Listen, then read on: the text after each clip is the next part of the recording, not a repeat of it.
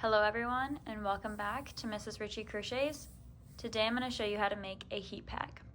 These are all the materials I'm going to be using. I want this heat pack to be 5 by 5, but you can make yours however big you want to make it. Let's get started. So I have the tail of my yarn. I'm going to place it about 2-3 inches on my hook facing me.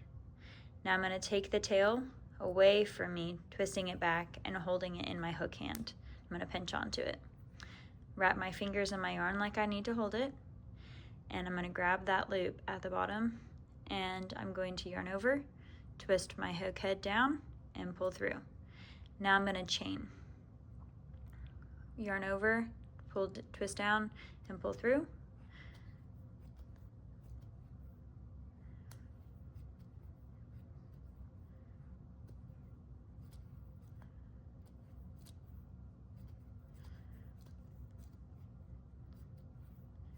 Okay, that was 16. Nope. Almost to the size I want it to be. I need to leave a little bit of wiggle room for my next row. So I'm going to do 3. Let's try that. I really like how these colors are working up. Rulers stay up. Okay, yeah, that gives me about 3/4 of an inch wiggle room. Put my ruler over to the side. Now I'm going to go into the 3rd stitch. So this is stitch number 1 from my hook, 2 and 3. So this is the one I'm going to go into. I'm going to put my finger right there. Now I'm going to yarn over, which is just taking the yarn to the back of my hook head and wrapping it around it. I'm going to twist my hook down, holding on to the yarn on my hook.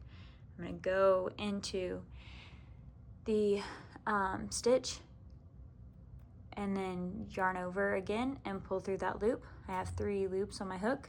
Yarn over, pull through just the first 2, and then I have 2 more. Yarn over, pull through the 2 again. I'm going to show you that one more time.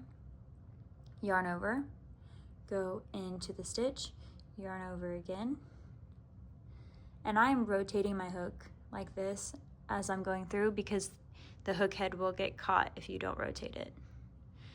Yarn over again, rotate down, yarn over again, pull through the last 2. Now you're just going to do this into every single stitch, including that one right there. This one, but not this one. That's your knot. You can barely even, good luck getting a hook into that. Just this one. So finish that following the double crochet pattern until you get to the end. Okay, I have the first row finished. I'm going to chain 3, 1, yarn over and pull through, 2, and 3. And then you're going to turn your work. So we have our first row done, and the pattern stays pretty much the same. We're just adding one little bitty piece to this. And my yarn was cut, and the factory put a knot in there. I don't love that, but that can be the inside of this, so it'll be okay. You can do this one of 2 ways. There's only 2 options. Well, I guess 3. I'll show you all 3. You can create a ribbed look by going into the back loop, and I'll show you what that looks like. And you see how you can still see like this bump? I'll do one more. Just into the back loop like that. One more time. Just into the back loop.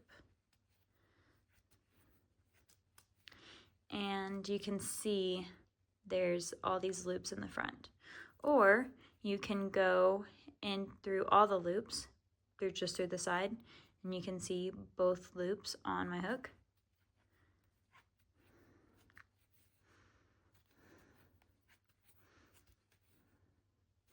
And that is 3 to compare.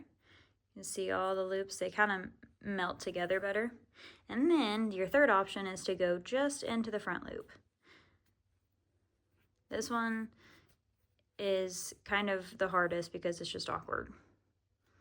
But you gotta like feel your hand and really turn it down so you can only go into the first loop.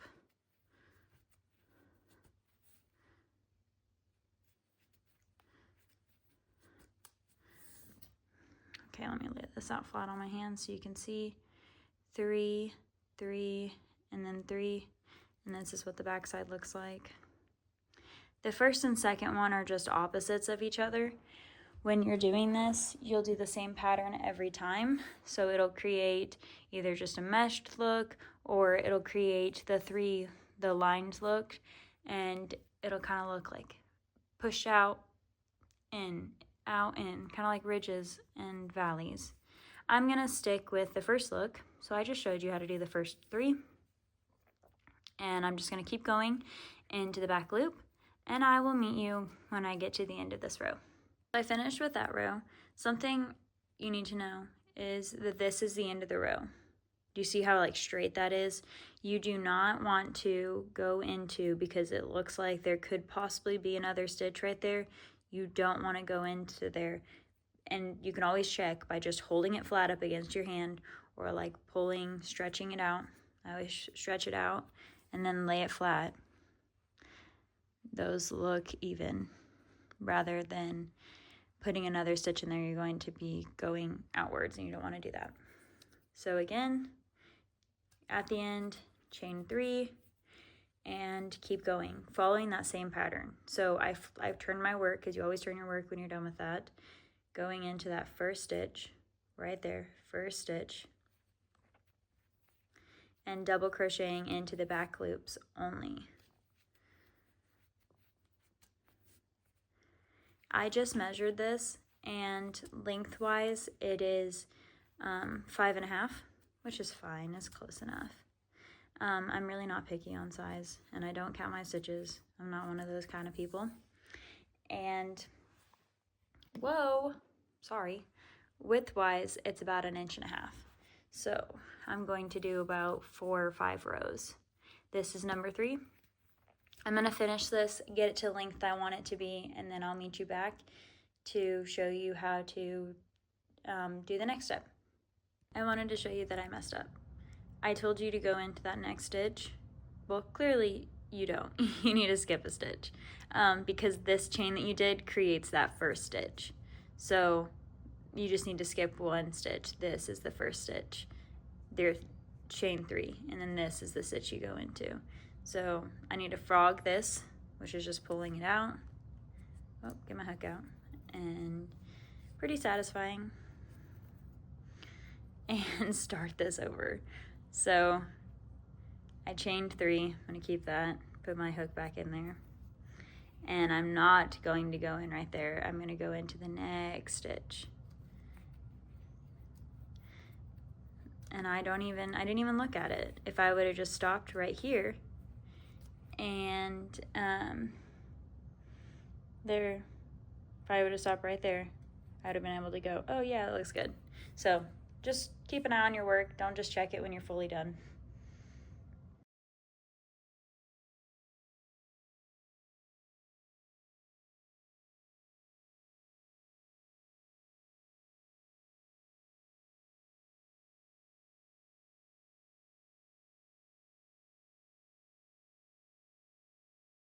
The final part, sewing everything together.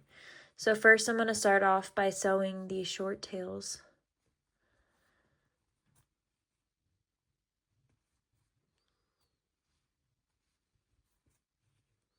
So go one way, in and out, and then back the opposite direction, in and out.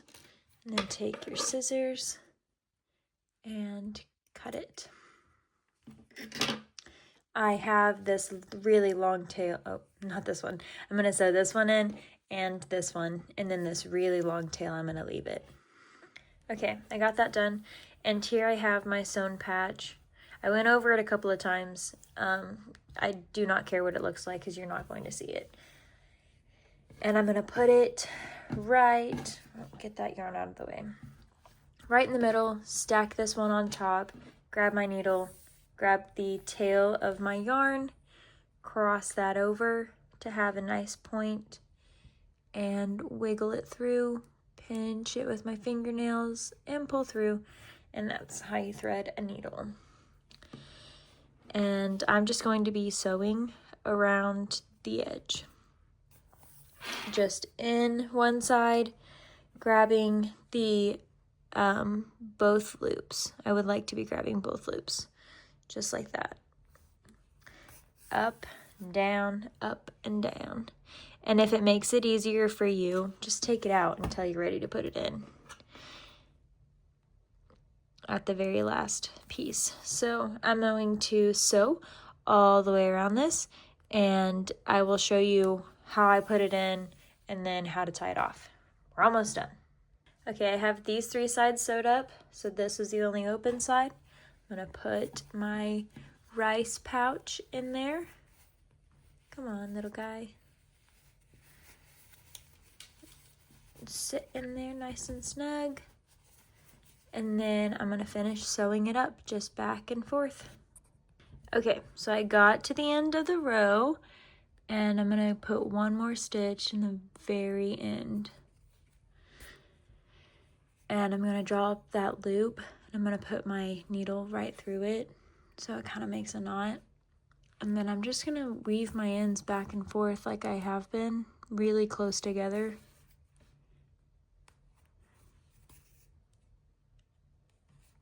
And go this way, and then I'm gonna go back the opposite direction a couple of times. Again, really close together, keeping those stitches close.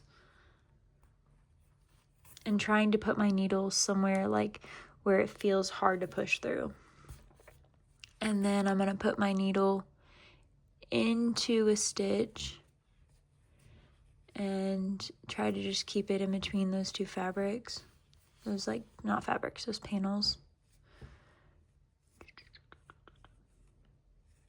Yeah, like that.